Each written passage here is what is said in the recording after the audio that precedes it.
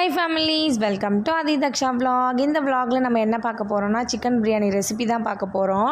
So அதுக்காக நம்ம என்ன பண்ணோம், ஒரு பாத்திரம் வச்சு அதில் எண்ணெய் நெய் விட்டு ஹோல் ஸ்பைசஸ் போட்டு அது ஃப்ரை ஆன உடனே ஆனியன் போட்டுடணும்.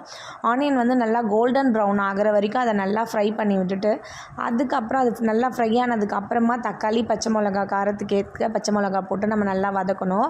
தக்காளி கொஞ்சம் வதங்கினதுக்கப்புறம் இஞ்சி பூண்டு பேஸ்ட் ஒரு 2-3 ஸ்பூன்ஸ் ஆட் பண்ணிக்கலாம். ஆட் பண்ணி அதை நல்லா கைவிடாமல் கலரி விடணும். இல்லைனா இஞ்சி பூண்டு போட்டதுனால கொஞ்சம் அடி பிடிக்கிற மாதிரி இருக்கும். ஸோ அதுக்கப்புறம் நம்ம வந்து மசாலாஸ்லாம் ஆட் பண்ணிக்கலாம். மசாலா ஒன்றும் இல்லை, மஞ்சத்தூள், காரத்தூள், பிரியாணி மசாலா, கரம் மசாலா மட்டும்தான் நான் ஆட் பண்ணேன்.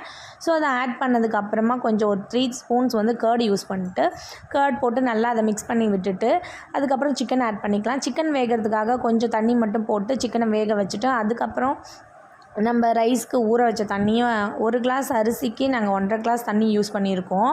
ஸோ அதனால் வந்து தண்ணி ஊற்றி கொதி வந்ததுக்கு அப்புறமா வந்து ஊற வச்ச பாஸ்மதி அரிசியும் அதில் போட்டு நல்லா மிக்ஸ் பண்ணி விட்டுட்டோம். மிக்ஸ் பண்ணி விட்டுட்டு லாஸ்ட்டாக வந்து அந்த தண்ணிலாம் நல்லா ட்ரை ஆனதுக்கப்புறமா வாழை இலை வச்சு அதை தம் வச்சாச்சு.